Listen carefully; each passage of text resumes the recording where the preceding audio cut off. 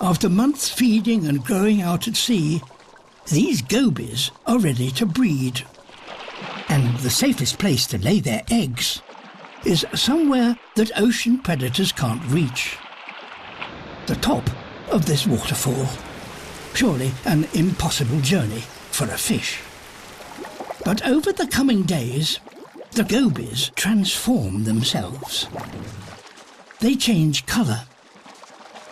Their mouth rotates and acts like a kind of suction cup, which they will certainly need.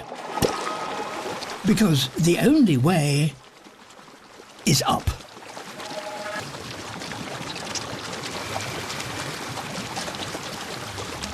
It is 30 meters to the top. They are only an inch long. This is the equivalent of a human being scaling a waterfall over a mile high. Millions attempt the climb, but less than 1% will make it. This goby has been climbing for days.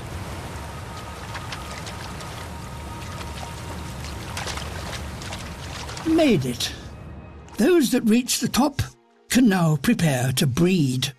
And when the time comes, their young will be washed back out to sea.